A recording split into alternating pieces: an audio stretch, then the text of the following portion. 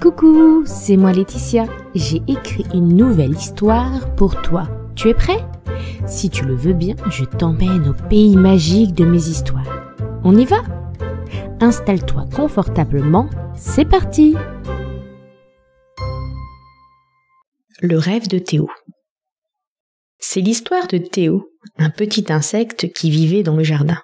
Il adorait montrer ses belles couleurs en se baladant dans le potager et discuter avec tous ses amis. Ce qu'il aimait plus que tout, c'est dévorer les feuilles des choux. Miam, un régal. Ce petit insecte avait un rêve. Il voulait voler.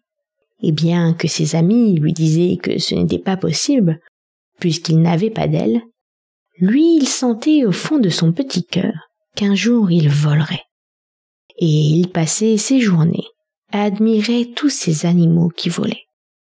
Son ami, la fourmi, ne cessait de lui rappeler qu'il devait arrêter de rêver et qu'il ferait mieux d'aller travailler. Théo aimait beaucoup son amie, mais la vie qu'elle menait ne lui correspondait pas du tout. La fourmi passait toute sa journée à réaliser la tâche qui lui avait été confiée pour le bien-être de toute la tribu des fourmis. Théo, lui, n'avait pas de telles responsabilités. Il lui répondait alors: « Chacun sa vie, je ne suis pas toi, tu le vois bien, je n'ai pas des pattes comme toi, je vais à mon rythme. » Son ami la taupe l'encourageait à découvrir le monde souterrain, au lieu de perdre son temps à regarder le ciel. Sous terre, il y avait plein d'odeurs à découvrir.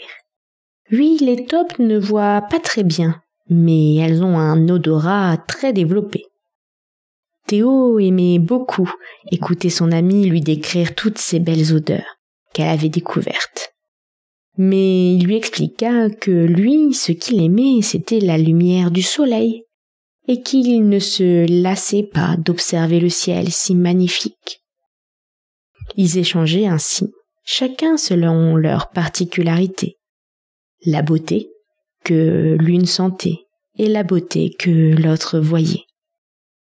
Son amie la grenouille, elle, lui proposa de monter sur son dos.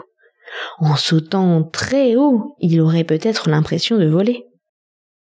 Théo accepta l'offre de son ami. Mais bien que très rigolo, ce n'était pas du tout pareil que voler. Lui, il voulait se sentir suspendu dans les airs. D'ailleurs, peut-être que voler n'était pas du tout comme il l'imaginait.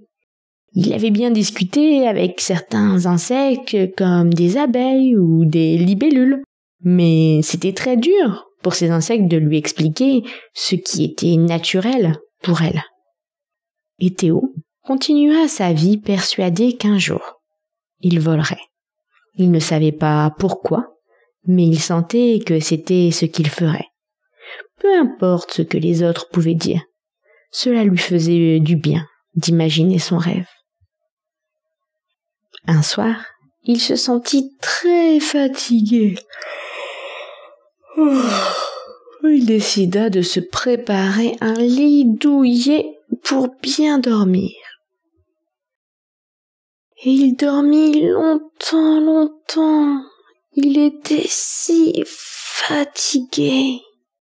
Et quand il se réveilla, il eut une agréable surprise. Il se sentait différent. Reposé, bien sûr, mais ce n'était pas que ça. Ça lui grattait sur le dos.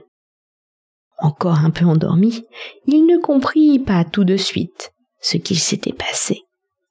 En effet, ce qu'il sentait, c'était des ailes sur son dos. Il les déploya et commença à voler. Il était devenu un magnifique papillon. Ses amis n'en revenaient pas. Théo volait. Ah, j'ai oublié de vous dire. Théo était une petite chenille. Parfois, on croit que certaines choses sont impossibles, mais c'est peut-être parce que nous n'avons pas toutes les informations. Garde toujours dans ton cœur ce qui te fait du bien.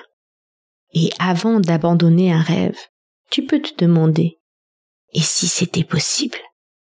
Interroge ton cœur. Il a la réponse. L'histoire est terminée, mais tu peux retrouver toutes mes histoires sur mon podcast La magie des histoires et t'abonner pour ne pas rater ma prochaine histoire. À bientôt!